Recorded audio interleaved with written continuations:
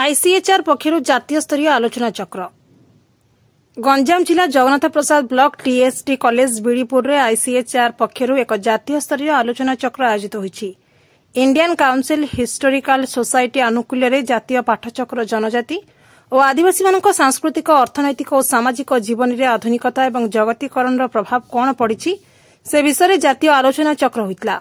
महाविद्यालय अध्यक्ष सीएच बद्रीनारायण पात्र अध्यक्षतार आयोजित कार्यक्रम में मुख्य अतिथि भाव इतिहास विभाग अवसर प्राप्त प्रोफेसर रामचंद्र मिश्र, मुख्य वक्ता भाव प्रोफेसर हरिहर पंडा, प्रोफेसर भगवान साहू, प्रोफेसर श्यामा प्रसाद मिश्र जोग देते।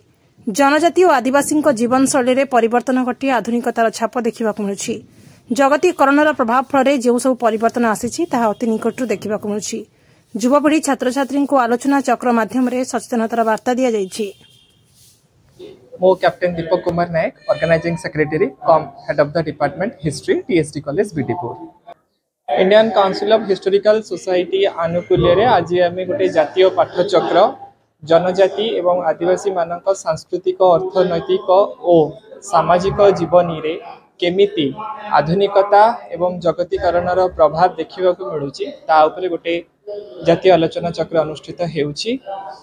ए महाविद्यालय अध्यक्ष सीएच बद्रीनारायण पात्र आनुकूल्य रे आम या सफल भाव आयोजन करिपारछु।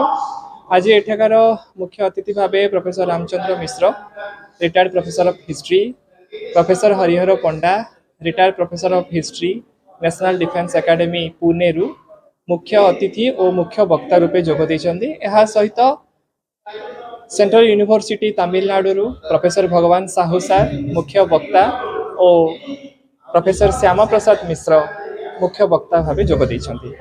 युवपीढ़ी एवं छात्र मानक ऊपर एक प्रभाव पड़ी निश्चय। एइथिपाई जो जनजाति माने सभ्यतार आलोक ठारू बहुत दूर रे थिले सेमाने आज लोकलोचन को आसीचंती। सेमानकर शिक्षार केमिति उन्नति घटी, सेमानक पारिपार्श्विक परिस्थिति रे केमिति परिवर्तन घटुची, सेमानकर धर्म अर्थनीति राजनीति ए सब रे केमिति परिवर्तन होउची एहा बखाणीबा परे छात्र समाज आज सचेतन होती। सेमानकर दायित्व होउची जे एमानंकु केमिति आहुरी ऊपर को उठेबा पई प्रयास करिबा।